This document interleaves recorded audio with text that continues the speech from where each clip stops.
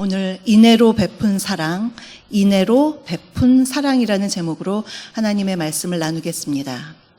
최근에 박세리 선수의 기자회견이 많은 화제를 낳았습니다. 박세리 선수 요즘 감독이라고 부르죠. 일반 선수가 아닙니다.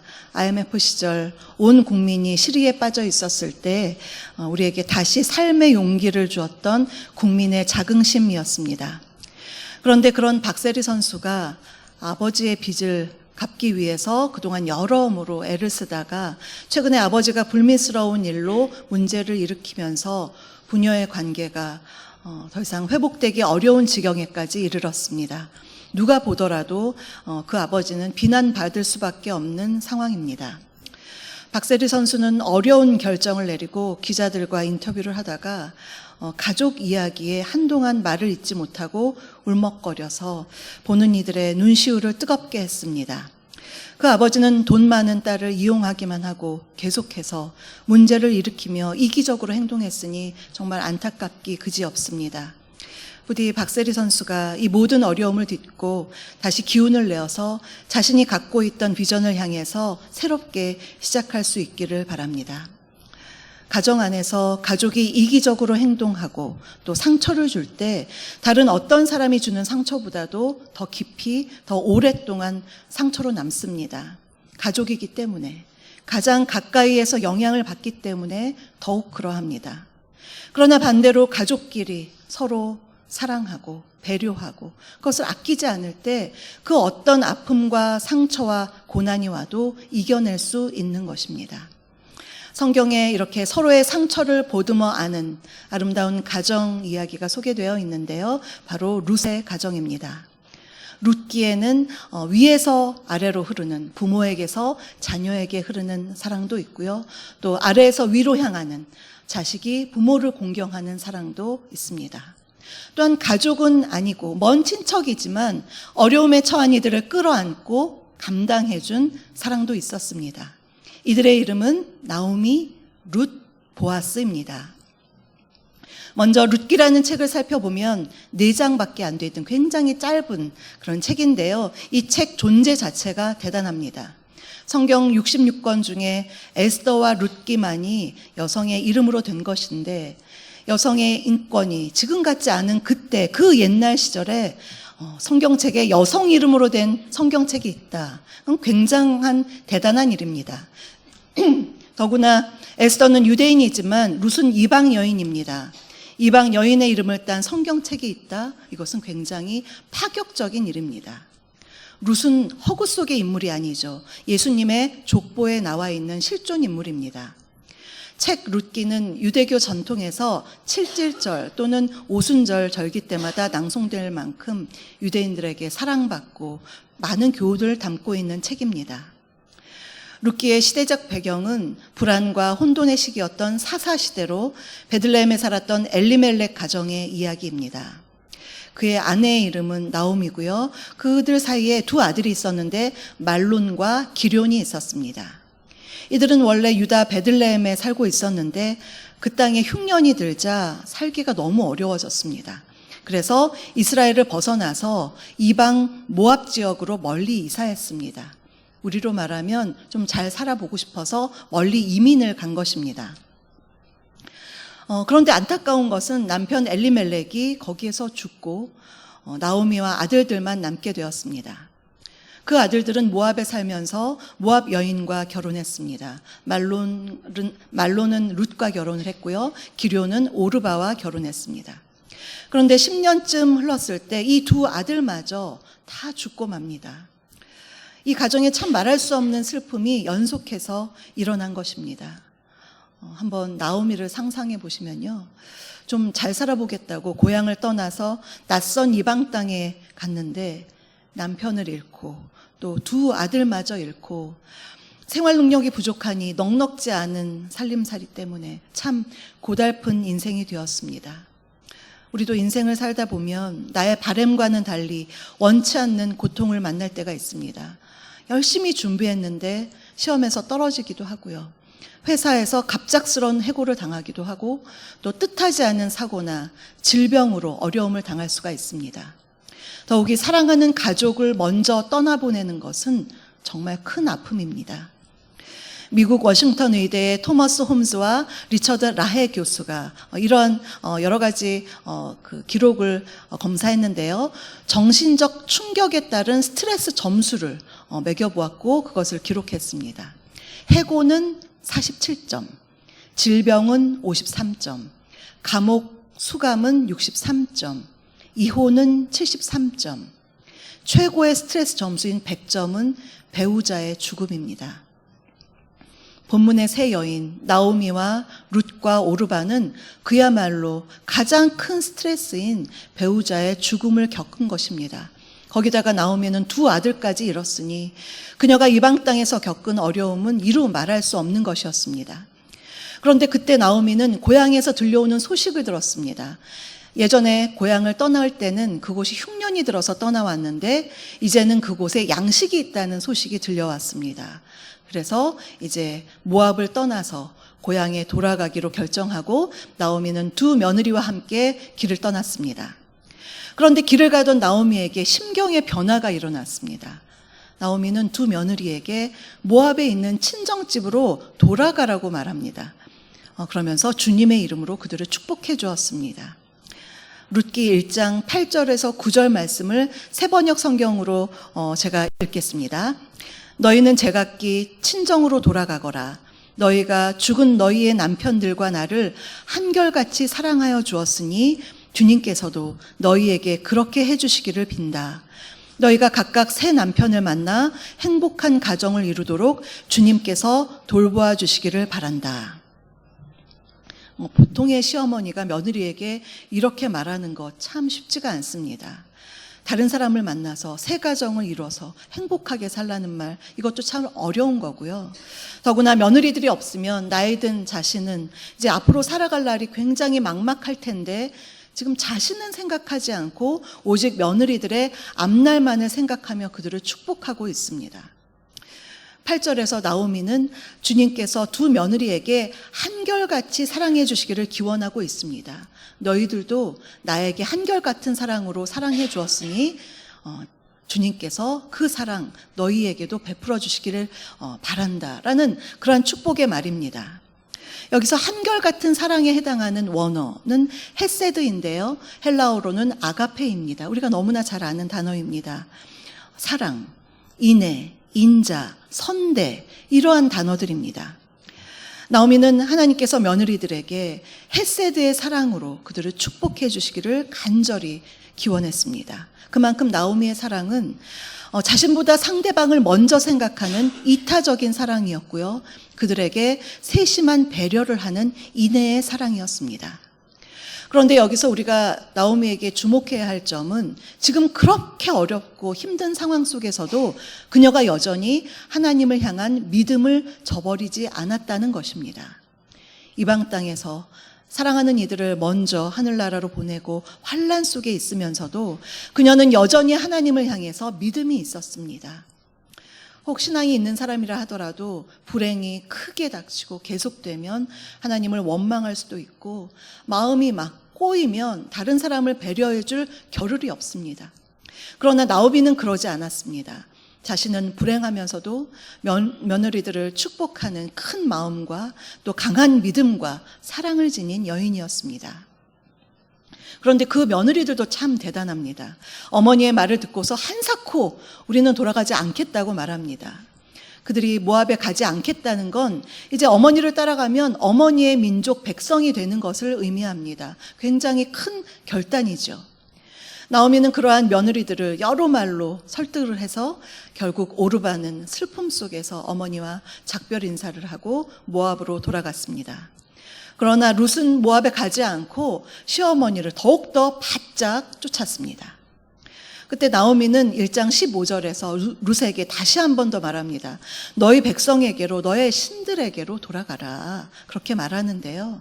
당시 모압의 신은 그모스 신이었습니다. 그래서 자신의 동족에게로 간다는 것은 그곳 신을 믿게 되는 것이었는데요. 그런데 룻이 16절에서 어머니에게 단호하게 말합니다. 우리 16절의 말씀 다시 한번 읽겠습니다. 룻이 이르되 내게 어머니를 떠나며 어머니께서 가시는 곳에 나도 가고 어머니께서 머무시는 곳에서 나도 머물겠나이다. 어머니의 백성이 나의 백성이 되고 어머니의 하나님이 나의 하나님이 되시리니. 아멘. 룻의 결단 정말 대단합니다. 우리가 룻을 한번 생각해 볼까요? 결혼 전에는 모압의 그모스를 섬겼지만 결혼을 하면서 시댁 식구들이 섬기는 하나님을 알게 되었습니다. 그런데 어머니와 가족들이 겪는 그런 어려움을 보면서 그들이 섬기는 하나님에 대해서 의구심이 들지 않았을까요? 이 가족들이 섬기는 하나님은 과연 내가 믿을 만한 그런 신인가? 그러한 생각이 들 법도 합니다. 믿음이 있는 사람도 믿음이 떨어질 수 있는 상황이기 때문입니다. 때로 우리의 삶에서 믿음이 흔들릴 때가 있습니다. 만일 우리가 하나님께 기도하는 대로 바로바로 응답이 되고 바라는 게 다 이루어지고 그러면요, 우리는 정말 신나게 신앙생활을 할 수가 있습니다. 그런데 아무리 기도해도, 기도를 열심히 하는데도 하나님이 침묵하시는 것처럼 응답이 없고 오히려 삶의 쓰라린 실패와 어려움이 연속해서 계속된다면 하나님을 향한 믿음이 흔들릴 수가 있습니다. 그러나 룻은 그 상황 속에서도 하나님을 의심하거나 좌절하기는커녕 오히려 어머니의 하나님이 나의 하나님이 될 것이라고 아주 비장한 신앙 고백을 한 것입니다. 지금 룻이 하나님을 선택한 것은 자신이 이전에 섬겼던 신을 과감하게 버리는 개종을 의미하는 것이고요. 내가 사랑하는 어머니, 그분에 대한 굉장한 신뢰이자 신앙적 결단이라고 할 수가 있습니다. 그러면 이러한 결단을 가지고 고향으로 향한 나오미와 룻은 어떻게 되었을까요? 그 가정을 통해서 주님이 우리에게 주시는 메시지 3가지를 살펴보겠습니다. 첫 번째로 서로를 위한 이타적이고 배려하는 사랑입니다. 서로를 위한 이타적이고 배려하는 사랑입니다. 나오미라는 이름의 뜻은 기쁨, 희락이라는 뜻입니다. 그런데 나오미가 룻과 함께 고향으로 도착했을 때 그들을 맞이한 고향 사람들을 만나서 나오미는 이제 나를 나오미라고 부르지 마라. 나 이제 더 이상 기쁨, 희락 아니다 라고 합니다. 나는 이제는 마라다. 마라라고 불러라. 마라의 뜻은 괴로움, 쓰다라는 뜻입니다. 나는 인생의 쓴맛을 본 괴로운 인생이다. 그러니 마라라고 부르라고 합니다. 이전에 베들레헴에 있었을 때는 식구들도 다 있었고 잘 살아보겠다는 의욕도 있었는데 이제는 빈털터리가 되어 돌아왔으니 나는 괴로운 사람이다 라는 뜻입니다. 그러나 이러한 상황 속에서도 나오미와 룻은 서로에 대한 지극한 사랑을 보여줍니다.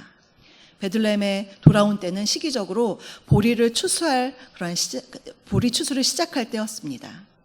룻은 시어머니를 봉양하기 위해서 한창 보리를 수확하고 있는 다른 사람의 밭에 들어가서 떨어진 이삭을 주었습니다. 신명기 말씀에 보면요, 궁핍한 나그네와 또 과부, 고아 이러한 사람들은 다른 사람의 밭에 들어가서 그러한 이삭을 주울 수 있도록 허용되었습니다. 룻기 2장 3절을 보시면요, 룻이 이삭을 주우러 우연히 어떤 밭에 들어갔다라고 되어 있습니다. 근데 그 밭은 시아버지의 친족인 유력한 사람, 좀 부유한 사람이죠. 보아스의 밭이었습니다. 그 구절에서 우연이라고 쓰여 있지만 그것은 결코 우연이 아니죠. 하나님의 섭리와 인도하심이었습니다.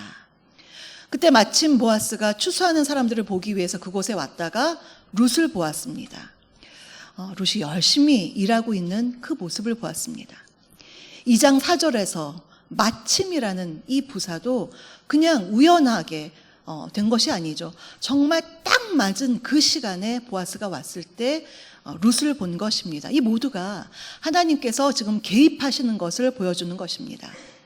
보아스는 그녀가 나오미의 며느리로서 시어머니를 봉양하는 것을 알고서 다른 이들이 방해하지 않도록 그렇게 지시를 하고 이삭을 잘 주울 수 있도록 그녀를 배려해 주었습니다. 그리고 보아스는 룻이 시어머니를 섬기는 그 헌신 그리고 그 성실함에 대해서 칭찬하면서 하나님께서 그녀에게 상 주시기를 기원해 주었습니다. 룻은 보아스의 배려 덕분에 아침부터 저녁까지 정말 열심히 다른 사람의 방해를 받지 않고 열심히 이삭을 주어서 두 사람이 두 사람이 5일치 먹을 분량이 한 에바 정도 되거든요. 한 에바를 모아서 즐거운 마음으로 시어머니에게 돌아갔습니다. 이와 같이 시어머니를 향한 룻의 사랑은요, 단지 어머니를 따라가겠다, 그냥 옆에 있는 정도, 그 정도가 아니었습니다. 어머니를 긍휼히 여기면서 봉양하기 위해서 희생적으로 수고하고 책임을 지는 그러한 인애의 사랑에서 비롯된 것이었습니다. 사도 바울은 디모데전서 5장 8절에서 참 귀한 말씀을 주었습니다. 누구든지 자기 친족, 특히 자기 가족을 돌보지 아니하면 믿음을 배반한 자요 불신자보다 더 악한 자니라. 가족은 돌보지 않고 이기적으로 행동하고 가족에게 상처를 주면서 바깥으로 나가서 하나님의 일을 한다. 이것은 참 어불성설입니다. 그런 사람은 불신자보다 더 악하다라고 지금 사도 바울이 굉장히 강한 어조로 말하고 있습니다. 그런 면에서 볼 때 지금 룻의 이러한 희생적 사랑, 헌신은요, 참 하나님 보시기에 아름다운 모습입니다. 그런데 룻만 그런 것이 아니라 나오미도 며느리 룻을 지극히 사랑합니다. 나오미는 자신을 극진하게 봉양하는 룻을 결혼시키려고 결혼 대작전을 펼칩니다. 유력자인 보아스, 그가요, 나오미 집안에 정말 가까운 친족이었는데요. 자기 가족의 기업 물을 자 중에 한 사람이었습니다. 여기서 기업 물을 자, 고엘이라고 하는데요. 기업 물을 자라는 것은 어려운 친족을 위해서 그들의 땅을 대신 사주고 가문을 계속해서 잇도록 해주는 그러한 친척을 말합니다. 보아스는 나오미의 친족으로서 그러한 자격을 가진 사람 중에 한 사람이었습니다. 그래서 나오미는 룻에게 이런저런 지시를 내리면서 그 보아스와 결혼할 수 있도록 그렇게 애를 썼습니다. 여러 가지 과정 끝에 보아스는 기업 물을 자로서 엘리멜렉의 소유지를 사서 그 기업의 땅이 계속될 수 있도록 해주었습니다. 원래 그 가정에 보아스보다 그 기업 물을 자 우선순위가 더 있는 사람이 있었는데요. 보아스는 거의 자청하는 분위기를 만들어서 자신이 그 일을 감당해 주었습니다. 보아스의 이러한 극률한 사랑은요, 자신의 손해를 감수하고서도 어려운 친족을 도와주는 이타적인 사랑입니다. 결국 보아스와 룻은 결혼하게 되었고요. 그들 사이에서 오벳이 태어났습니다. 오벳은요, 다윗의 할아버지가 됩니다. 다시 말하면 다윗의 증조 할머니가 바로 룻입니다. 정말 이스라엘 백성들이 그렇게 존경하는 다윗의 증조 할머니가 되었다는 것, 대단한 일이고요. 그 족보 저 아래에서 예수 그리스도께서 탄생하셨다. 놀라운 일입니다. 모압에서의 온갖 불행을 생각해 보면 이러한 반전의 결과는 너무나도 놀라운 결과입니다. 불행한 상황 속에서 서로를 탓하지 않고 상대방을 배려하면서 이타적인 사랑으로 희생할 때 하나님은 놀라운 회복의 은혜를 주셨습니다. 둘째로 축복의 말을 해주는 사랑입니다. 축복의 말을 해주는 사랑입니다. 보통 말은 한 사람의 인격이자 됨됨이라고 합니다. 책 제목이 말그릇이라는 책이 있는데요. 참 인상 깊게 읽었습니다. 이 책의 저자는 사람들이 저마다 말을 담는 그릇을 우리 내면 안에 이렇게 하나씩 가지고 있다고 합니다. 그리고 각 사람이 갖고 있는 그 말 그릇의 크기에 따라서 말의 수준이 다르고 관계의 깊이도 달라진다고 합니다. 말그릇이 큰 사람은 공간이 충분해서 다른 사람의 말을 끝까지 듣고 받아들입니다. 대화할 때 상대방의 말을 자르거나 또 끼어들지 않습니다. 또한 누군가를 현혹시키고 이용하기 위해서 아니면 다른 사람들보다 돋보이기 위한 그런 말을 사용하지 않습니다. 그보다는 타인과 소통하기 위해서 그리고 갈등을 극복하고 사람을 이해하기 위한 말을 사용합니다. 반면 말그릇이 작은 사람은요, 조급하고 틈이 없어서 다른 사람들의 말을 차분하게 경청하여 듣지를 못합니다. 자신이 하고 싶은 말로만 말그릇을 꽉 채웁니다. 상대방의 말을 가로채고 과장된 말을 하고 두루뭉실한 말 속에서 의중을 숨깁니다. 또한 말은 많고 말솜씨는 화려한데 들으면 공허한 말만 남는 사람도 있죠. 그런 사람도 여기에 속합니다. 그러면서 스스로는 다른 사람의 비난은 참아내지 못하면서 딴 사람에 대해서 그만 좀 해. 나도 힘들어. 또 너 때문에 그런 거야. 이렇게 책임 전가하는 말을 많이 합니다. 이 책의 저자는 우리가 가지고 있는 이 말그릇을 키워야 상대방과 깊은 관계를 형성할 수 있다고 조언합니다. 그렇죠. 커피 받침, 거기에 고깃국을 담을 수는 없습니다. 깊이가 없는 그릇 안에 진한 맛을 내는 말을 담아두기는 어렵습니다. 말솜씨가 좋고 말을 잘하는 것 분명 탐나는 능력이지만 그런 번지르르한 말을 잘하기보다는 말 그릇을 키워서 상대방의 마음을 담고 서로 공감해 주는 것, 이것이 너무나 중요합니다. 말은 무심코 던진 말이라도 일단 입 밖으로 나오면 상대방의 마음에 파장을 일으킵니다. 그 파장이 좋든 좋지 않든 상대방의 마음에 그대로 남습니다. 특히나 가족 안에서 말 때문에 얼마나 많은 상처가 일어나나요? 부모가 홧김에 뱉은 말, 너 이러면 집 나가, 필요 없어. 이거 고지고대로 듣고서 집을 가출한 청소년이 있다면 너무나 마음 아픈 일이죠. 반대로 괜찮아, 실수하면 어때? 또 하면 되지. 괜찮아, 잘 될 거야, 기도해 줄게. 이러한 부모의 말 한마디에 자녀는 힘을 내기도 합니다. 게다가 말의 수명은 얼마나 긴가요? 나이가 들었는데도 어렸을 때 선생님께서 격려해 주셨던 그 말, 그것을 나이 들어서도 생각하면서 그래, 나 그런 사람이었지, 이렇게 용기를 얻기도 하고요. 또는 어릴 적 친구들이 놀렸던 비아냥거리는 그 비웃음 소리가 아직도 남아서 나의 열등감으로 남아있기도 합니다. 저자는 말이란 한 사람이 갖고 온 내면의 깊이를 드러내기 때문에 말그릇을 키우기 위해서는 먼저 우리의 내면이 성장해야 한다고 조언합니다. 룻의 가족을 보면요, 여기에 나오미, 룻, 보아스 한결같이 말을 참 예쁘게 합니다. 여러분이 집에 가셔서 1장부터 4장까지 한번 쭉 읽어보시면 말을 참 예쁘게 해요. 나오미가 두 며느리에게 아까 했던 말, 너희들이 나를 한결같은 사랑으로 사랑해 주었으니 하나님도 너희들을 한결같은 사랑으로 사랑해 주기를 원한다. 정말 그러한 축복의 언어로 며느리들을 사랑으로 그렇게 축복해 줍니다.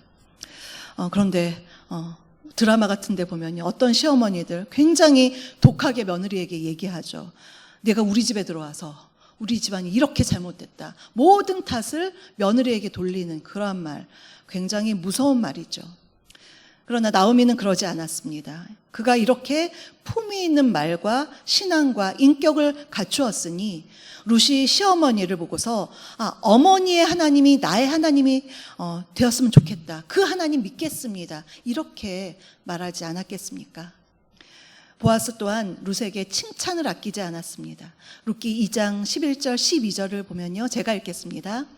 보아스가 그에게 대답하여 이르되 내 남편이 죽은 후로 내가 시어머니에게 행한 모든 것과 내 부모와 고국을 떠나 전에 알지 못하던 백성에게로 온 일이 내게 분명히 알려졌느니라. 여호와께서 내가 행한 일에 보답하시기를 원하며 이스라엘의 하나님 여호와께서 그의 날개 그늘 아래에 보호를 받으러 온 내게 온전히 상 주시기를 원하노라. 참 아름다운 축복의 말입니다. 우리의 가정이 이러한 축복이 가득한 말이 오가는 그러한 가정이 되기를 바랍니다. 축복된 가정이 되려면 먼저 축복의 말이 가득해야 하고요. 그 축복의 말이 가득하려면 내 내면이 성장해서 내 내면의 말그릇 안에 축복의 언어들이 가득해야 합니다. 그것이 먼저입니다. 오늘 그래서 이것을 한번 집에 가셔서 당장 배우자에게 실천해 보시기 바랍니다. 나의 배우자에게 칭찬의 말로 그를 축복하는 것입니다. 남편이 요즘에 머리가 더 빠지는 것 같아, 이렇게 얘기하면 그래도 핸섬해. 중후한 멋이야 여보. 그렇게 칭찬해 주시고요. 또 여성들 요즘에 살이 찐 것 같아, 어떡하지, 이러면 남편들이 이렇게 얘기합니다. 당신 지금 딱 좋아. 딱 좋아. 대한민국 표준이야. 이렇게 칭찬을 해주면 반찬이 달라질걸요. 그러한 언어로 축복하는 것입니다. 또한 우리 자녀들에게 너는 나의 보배이다. 정말 그 어떠한 세상의 보물보다 더 귀한 보배이다. 나는 널 너무나 자랑스럽게 생각한다. 그런 이야기, 그런 격려의 말을 들으면 우리 아이들이 얼마나 격려가 될까요? 어려운 중에도 축복의 말을 잊지 않을 때 외부에서 받은 상처와 어려움마저 가정이라는 날개 그늘 아래에서 치유받고 회복될 것입니다. 우리의 가정이 그런 가정이 되기를 간절히 바랍니다. 셋째는 인애를 베푸시는 하나님의 사랑입니다. 인애를 베푸시는 하나님의 사랑입니다. 룻기에는 나오미와 룻, 보아스 그들의 말을 통해서 하나님에 대한 언급이 있지만 직접 하나님이 나타나시거나 아니면 꿈에 나타나거나 아니면 어떤 선지자를 통해서 주님의 음성을 전해주시지는 않습니다. 그러나 룻기를 보면요, 그 전체를 통해서 하나님이 얼마나 이 가정을 세심하게 인도하시며 일하시는지를 볼 수가 있습니다. 우연 같지만 결코 우연이 아닌 하나님의 섬세한 손길이 룻의 가정에 함께하고 있었습니다. 하나님은 그분의 헤세드의 사랑으로 인애를 베푸시는 하나님이십니다. 또한 그분을 신실하게 믿고 의지하는 자에게 주님의 사랑으로 응답해 주십니다. 시편 18편 25절에 이런 말씀이 있습니다. 자비로운 자에게는 주의 자비로우심을 나타내시며 완전한 자에게는 주의 완전하심을 보이신다. 긍휼과 사랑이 많은 그러한 가정에게는 주님께서 그것으로 응답해 주신다는 말입니다. 사랑하는 성도 여러분, 오늘 룻기에서 그 어떠한 기적적인 일은 그런 사건은 없었습니다. 그러나 그보다 더 감동적인 룻을 향한 나오미의 사랑과 나오미를 향한 룻의 헌신적인 돌봄과 또한 그들을 향한 보아스의 희생적인 사랑을 보았습니다. 그 무엇보다도 헤세드 그 자체이신 하나님께서 이 가정을 인애와 사랑으로 세심하게 돌보고 계심을 보았습니다. 우리의 가정도 룻의 가정처럼 이타적인 사랑과 축복의 말을 해줌으로써 자비와 사랑이 넘치는 아름다운 가정이 되기를 간절히 바랍니다. 또한 확장된 가정인 우리 주사랑교회도 서로 헤세드의 사랑, 인애의 사랑으로 서로를 섬기고 축복의 말로 축복하여서 그야말로 사랑으로 소문난 우리 교회 되기를 주님의 이름으로 축복합니다.